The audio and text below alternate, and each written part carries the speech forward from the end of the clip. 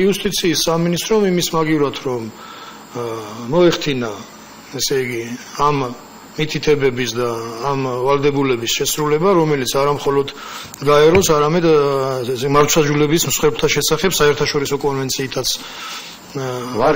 ვალდებულება. და ესეთი რამე გაგიყვება ჩვენზე პოლიტპატიმრებზე ფულის გაკეთება მოისურვა, გრანტი აიღო ეტყობა და აი ესეთი სახის წერილი მოგწერა, თავიდან იწყება რომ ესე იგი პოლიტიკური პატიმრის სტატუსით განთავისუფლებულ პირს და აღნიშნულია რომ ციტირებებს მოვიყვან თქვენის ნებართვით, თქვენ დიდი დამსახურება მიგიძვით ქვეყნის წინაშე, თქვენ ყოველთვის იყავით სიმართლის მხარეს, იცავდით საკუთარ და ქვეყნის ინტერესებს, ებრძოდით უსამართლობას და გახდით პოლიტიკური რეპრესიების მსხვერპლი.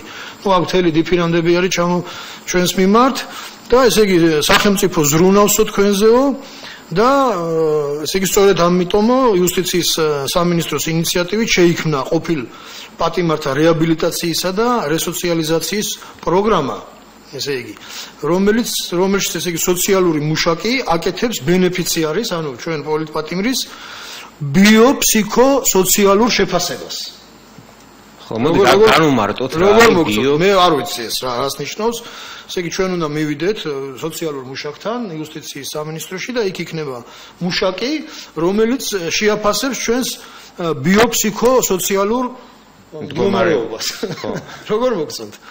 ამის შემდეგ ესე იგი ჩამოთვლილია რომ პროგრამის ერთ-ერთი მიზანია პროფესიული გადამზადება და დასაქმების ხელშეწყობა, იმიტომ რომ ჩვენ მოგეხსენებათ არც არ გვაქვს მოხსნილი ბრალდებები ჩვენ საქმეებზე, ამიტომ ბევრმა თავის სამსახურში აღდგენაც ვერ მოახერხა, ფაქტობრივად სუყოლანი უმუშევრები ვართ და ესე იგი ამ ჩვენ ზრუნავს სახელმწიფო ჩვენზე და გვთავაზობს ესეთ რაღაცას, რომ ესე იგი გადამზადებას მოახდენს ჩვენსას მშენებლობებზე საჯარო რეესტრის სკანირების სამსახურში. ესე იგი ჩვენ ქსეროქსები უნდა გადავიღოთ. აი ამის მომზადებას თან მოგამზადებენ რომ ეკონომიკას უნდა დააჭიროთ იცი რომ სხვადასხვა სახელოსნოებში და ასევე ყველაზე მთავარი ახლა რა ყურადღება ეთმობა ყოფილი პოლიტპატიმრების ოჯახის სოციალური მდგომარეობის გაძლიერებას. და ამ სოციალური მდგომარეობის გაძლიერება რას ითვალისწინებს? ახლა ხორციელდება სხვადასხვა ღონისძიებები. ფილმის ჩვენება, ამას ციტირებას ვაკეთებ. მე მინდა მოსახლეობას, რომ ეს არ არის ხუმრობა, ამას ოფიციალური დოკუმენტის ციტირება მომყავს. ესე იგი, ფილმის ჩვენება, თეატრში სპექტაკლზე დასწრება, მთაწმინდის პარკში ბავშვებისათვის გასართობ შემეცნებითი ღონისძიებები, სპორტული აქტივობები, საფეხბურთო და რაგბის მატჩზე დასწრება. და ასე შემდეგ. ესე იგი, იმ რაგბის მატჩი რო არ გაიმართოს, უნდა ვეზოდოთ როდის. მაშინ მუშტაეთში წაგვიყვანენ და გაზეთ გაბერილ ბუშტერს დაგვაყენებდნენ. ხეში ბამბის ნაყინს აბა და აგვიხარდება.